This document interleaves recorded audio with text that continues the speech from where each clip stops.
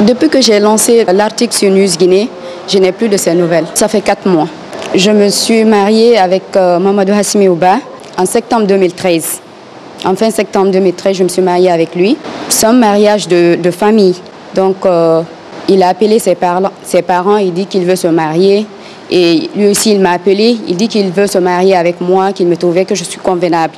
Donc, j'ai parlé avec lui et il me dit qu'il n'y a aucun souci et voilà. Donc, nos deux parents ont organisé notre mariage. Je suis partie en janvier 2014. J'ai habité l'hôtel Djalem Dinar à Hammamet. Donc, moi et mon ex-mari, on s'est rencontrés à l'aéroport de Tunis. On est parti habiter à Djalem Dinar en Tunisie. Donc, c'est là, après 3 semaines, je suis tombée enceinte. Et voilà. Donc, après, j'ai traversé une période de grossesse très, très difficile. Non seulement je n'étais pas avec mes parents et je n'étais pas avec lui aussi. J'ai traversé une période de grossesse très, très difficile. Donc, c'est dans cette situation difficile que le 14 octobre 2014, j'ai accouché Nasser Saliou Hassimba. Donc, mon ex-mari n'était pas présent. J'étais accompagnée à l'hôpital avec une dame tunisienne qui me prenait comme sa propre fille. Oui, je suis revenue à Conakry le 8 novembre 2014. Comment est-ce que vous avez retiré? Au fait, je suis tombée malade. J'étais gravement malade. Je suis partie d'abord à l'AB en décembre 2014. Donc, une fois à l'AB, ils n'ont pas pu diagnostiquer ma maladie d'abord. Donc, avant d'abord, sa mère et ses parents, ils me prenaient comme une simple domestique, comme si je n'étais pas membre de leur famille, comme si je n'étais rien, parce que j'avais vraiment souffert avec ma grossesse, comment dirais-je, avec ma maladie et mon enfant, on était ensemble et tout ça. Donc, même quand les visiteurs venaient me saluer, ma belle-mère disait que c'est une femme maladive que son fils a épousée. Une femme maladive. Depuis qu'elle est venue, elle a fait 2 mois ici, elle n'est que dans son lit. Donc, elle est maladive, elle ne pourra rien faire. Donc, c'est en ce moment que je suis partie me faire diagnostiquer à l'hôpital régional de l'Abbé. Donc, à partir de là, ils m'ont diagnostiqué une infiltration pulmonaire. Donc, ils m'ont dit de faire une ponction à l'Abbé. Je dis que je ne peux pas faire de ponction à l'Abbé, je préfère rentrer chez moi à Conakry. Donc, une fois à Conakry, je suis partie directement à Ignace Dine. C'est là qu'ils ont diagnostiqué ma maladie. Donc, à partir de là, ils m'ont dit que le type de tuberculose que j'avais n'était pas contagieuse. Donc, si je prends les médicaments scrupuleusement, que je vais guérir. Donc, c'est à partir de là que j'ai commencé de prendre les médicaments. Et mon ex-mari, je l'ai appelé en France pour lui dire que j'ai eu cette maladie. Il me dit non, ne t'inquiète pas. Il faut juste prendre les médicaments. En tant que médecin en France, il me dit il faut juste prendre les médicaments. Et après, une fois à Conakry, on va discuter. Donc, c'est comme ça que j'ai commencé de prendre les médicaments après 4 mois. Le monsieur est revenu, Mamadou Hassimi Ouba est revenu à Conakry. Il me dit, Oumou, vu que maintenant tu vas mieux, maintenant tu respires bien, parce que j'ai vraiment souffert avec ma maladie. Je n'arrivais même pas à respirer. Donc quand il est venu, il me dit, Oumou, je ne veux pas une femme qui ne travaille pas. Je ne veux que tu travailles. J'ai dit, je suis malade et je suis en train de prendre mes médicaments. Je suis avec un bébé. Il me dit, non, ne t'inquiète pas pour le bébé. Donc tu vas partir, je veux t'envoyer au Ghana. Tu vas aller poursuivre tes cours d'anglais là-bas. Et moi, je vais prendre le petit, je vais partir en France avec lui pour le faire diagnostiquer. Donc, il me dit que parce que je ne sais pas si l'enfant est malade. Parce que si l'enfant est malade et que j'ai tous les moyens de sauver cet enfant, je vais mettre tout sur toi. Parce que j'ai tous les moyens de le soigner en tant que médecin. Je suis médecin en France, à Paris. Je dis, OK. Je dis, laisse-moi réfléchir. On va voir, il n'y a pas de problème. Donc, pour ne pas qu'il prenne tout ce fardeau, la mettre sur moi, vu que j'ai moi-même souffert, je ne pouvais pas laisser cet enfant, parce qu'il me dit qu'il n'y avait pas de scanner de bébé ici. Donc, l'enfant va partir en France avec lui. comme il y a des scanners de bébés là-bas, ils vont diagnostiquer l'enfant. Après, ils vont venir me rejoindre au Ghana. C'est comme ça que je suis partie au Ghana. Il m'a appelé, il m'a acheté mon billet d'avion. Je suis partie au Ghana. Je me suis inscrite dans une école de langue. Et c'est à partir de là qu'il m'a, qu'il a envoyé l'argent. J'ai commencé mes cours. Donc, après 2 mois, le monsieur m'appelle pour me dire qu'entre nous, c'est fini. Et pourtant, à Conakry, tout allait bien. Il ne m'a jamais dit que je l'ai fait ça et ça et ça. Une fois au Ghana, après 2 mois, il m'appelle pour me dire qu'entre nous, c'est fini. J'ai dit, mais comment est-ce que tu peux me dire qu'entre nous, c'est fini? Qu'est-ce que je t'ai fait? Il me dit, quand tu fais partie à l'abbé, tu t'es disputé avec ma belle-sœur. Donc, ça, je n'ai pas pu supporter ça. J'ai dit, tu n'étais même pas présent. Comment est-ce que tu peux me dire qu'entre nous, c'est fini? Tu ne m'as même pas demandé, quand j'étais à Conakry là-bas, pourquoi tu ne m'as pas dit que j'ai fait ça et ça et ça? Après, il dit que sa mère a fini de lui dire son rapport sur moi. Je lui ai dit, ok, il n'y a pas de problème. Après, je lui ai dit, moi, je n'ai rien fait. Je n'ai rien fait à l'abbé. Seulement que je ne me sentais pas bien du fait que tout le monde m'a abandonné, du fait que j'étais malade. Tu comprends? J'étais vraiment nerveuse et je n'étais pas bien. Après, il me dit, non, Oumou, non, ce que tu as fait là-bas, ce n'est pas bien. Comment tu as pu te disputer avec la femme de mon frère jusqu'à avoir même la gifler là-bas? Un alibi pour se séparer de moi? Non, on s'est séparés ici à Conakry. Je l'ai laissé avec le petit. Ça, c'était en fin juin 2015. Je suis partie au Ghana. En fin juin 2015. Donc, ça fait combien d'années que tu ne changes pas avec ton enfant? Ça fait au moins 6 mois, parce que, non, 9 mois maintenant, parce qu'il m'avait mis en contact avec ma cousine, qui s'appelle Kadiatou Diallo, qui est en France là-bas. C'est ma cousine. Donc, il est venu dire à cette dernière que vraiment, qu'il veut me faire venir en France pour que je sois auprès de mon enfant.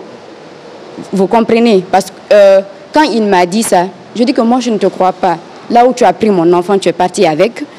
Ce n'est pas avec Kadiatou Diallo que tu vas me dire que comme ça, c'est ceci, cela. On a discuté d'abord à 2, au téléphone. Vous voyez?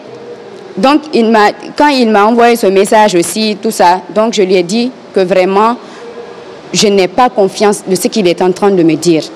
Il est parti même voir Kadiatou Diallo, ma cousine, en France, chez elle, pour demander à celle-ci si celle-ci peut m'héberger chez elle. Parce que lui, Mamadou Hassimi Ouba, il ne peut pas m'héberger chez lui. Vous comprenez? Donc, il est venu voir Kadiatou Diallo. Kadiatou Diallo m'a dit, Oumou, et il est parti voir Kadiatou Diallo. Kadiatou Diallo l'a répondu, vraiment, je ne peux pas héberger Oumou. Parce que moi-même, je ne suis pas chez moi. Après, Kadiatou Diallo dit que, mais il a dit à Kadiatou que nous allons trouver une solution pour que je puisse venir auprès de pour que je sois auprès de mon fils. Donc, c'était une façon de me berner encore, comme toujours, quoi, de perdre le temps. Donc, quand il m'a dit ça, je lui ai dit que, Kadiatou Diallo, quand il m'a dit, je lui ai dit, tu as confiance à lui? Et Kadiatou Diallo me dit oui. Il dit que moi, je ne t'ai jamais appelé. Mais cette fois-ci, j'ai confiance à Mamadou Hassimi Ouba. C'est parce qu'il n'a pas eu là où me loger. C'est pourquoi il ne peut pas me faire venir. Donc, vu qu'il est en train de chercher, ça fait maintenant 4 mois, 6 mois, 8 mois, il n'a pas trouvé là où me loger. C'est en ce moment que j'ai contacté Alpha Diallo en France. Alpha Diallo, depuis qu'il est parti en France, moi et lui, on est en contact. Il est comme un frère pour moi, un ami. Donc je lui ai appelé au téléphone pour lui dire que j'ai mon ex-mari qui est parti avec mon enfant. Donc il dit qu'il n'a pas eu là où me loger. Donc c'est à partir de là, Alpha Diallo dit, laisse-moi contacter ma femme. Donc à partir de là, je vais t'appeler pour te dire si on peut t'héberger ou pas. Donc le lendemain, Alpha Diallo m'a appelé, il me dit, Oumou, c'est possible, je vais t'héberger, il n'y a pas de problème. Donc tu vois ce qu'on va faire. Maintenant tu appelles ton ex pour lui dire que moi j'ai accepté, il n'a qu'à venir voir la chambre où je dois te loger. Quand j'ai appelé Mamadou Hassimi Ouba, je l'ai appelé en janvier pour lui dire qu'il y a Alpha Diallo qui est prêt, qui est bien disposé à m'héberger chez lui. Il me dit, donc, Oumou, donc une très bonne chose parce qu'il était même surpris lui-même. Comment est-ce qu'une personne peut m'héberger en France? Il était surpris. Même moi, j'ai compris au téléphone qu'il était un peu paniqué, genre, il était paniqué du fait que Alpha a dit qu'il était bien disposé à m'héberger chez lui.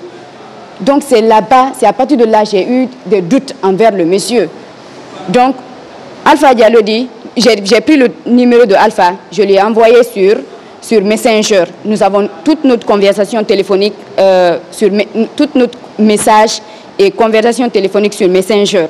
Donc c'est à partir de là que Alpha, comment dire, je l'ai envoyé le numéro de Alpha. Il a appelé une fois Alpha Diallo en France là-bas pour lui dire, ah, tu as dit que tu vas héberger Oumou. Il dit oui. Donc je vais venir voir la chambre. Donc il ne faisait que mentir. En novembre, c'est en octobre je l'ai appelé pour lui dire ça. Novembre, il n'est pas parti. Décembre, il n'est pas parti. En janvier, j'envoie un texto à mon ex pour lui dire que, vu que tu ne veux pas que je voie mon enfant, maintenant je vais m'adresser maintenant à ton lieu d'hôpital. Comme je connais l'adresse, je vais écrire.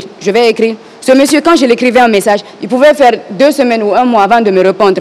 Mais ce jour-là, quand je lui ai envoyé le message, le lendemain, il m'a répondu directement pour me dire que le numéro de Alpha ne répondait plus. Or que c'était faux. Quelles sont vos questions Actuellement, j'ai contacté une ONG, Agib Dam. La présidente de Agib Dam est là, elle a une ONG. Vraiment, je peux vous dire que Madame Diallo Kadiatou Camara m'a beaucoup soutenue et elle m'a même invité chez elle. On est venu, je lui ai expliqué le cas. Donc on a déposé, j'ai porté la plainte au niveau de l'OPOGEM avec elle et son ONG. Et vraiment, la dame, elle est vraiment prête à m'aider et j'irai jusqu'au bout. Je suis Madame Diallo Kadiatou Camara, je suis la présidente de l'ONG Agib Dam. Effectivement, on a le dossier comme tant d'autres, le dossier de Oumou Baldé, déjà qui nous préoccupe beaucoup parce que c'est un dossier qui est entre 2 États. Donc à ce jour, on a porté plainte au niveau de l'OPOGEM. Ce que je peux vous assurer, c'est que la machine judiciaire est engagée. Et comme c'est entre 2 États, certes, ça va prendre du temps, mais il y aura des résultats. Il y a même eu commence à avoir des résultats parce qu'il y a quelques jours, j'ai vu l'agent qui s'occupe du dossier qui m'a dit qu'il attend le monsieur de l'Interpol Guinée qui doit s'occuper du dossier pour envoyer à l'Interpol France. Bref, ça va. On a engagé la machine judiciaire. Si le monsieur arrive à voir les images, il n'a qu'à comprendre que la Guinée est un état de droit. Oumou est guinéen comme lui, qui est naturalisé français, et l'enfant les appartient. Donc, l'opération s'est faite en Guinée, on a engagé un dossier en Guinée, et qu'il y a d'autres ONG féminines de défense des droits de femmes qui sont constituées en partie civile dans le dossier. Donc, nous sommes au niveau de la justice ici. Nous sommes au niveau de la justice, exactement. Vous allez saisir Les juridictions françaises. Au fait, c'est une continuité. Comme la dame qui a porté plainte vit ici et que le monsieur est en France, il y a l'Interpol qui relie les deux juridictions. Donc, on est juste au niveau de OPOGEM qui va situer au niveau de l'Interpol pour continuer à Interpol France. Donc, je m'adresse à Mamadou Hassimi Ouba que je me battrai jusqu'au bout pour récupérer mon enfant. Je l'ai porté pendant 9 mois. Nasser Salih Hassimba est mon enfant. Je l'ai porté 9 mois. Et je suis prête à aller jusqu'au bout pour récupérer mon enfant.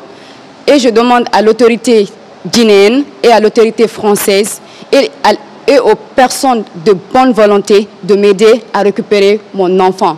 Parce qu'il me manque beaucoup. Tout ce que je veux, c'est de voir mon enfant. Il me manque énormément. Je veux voir mon enfant.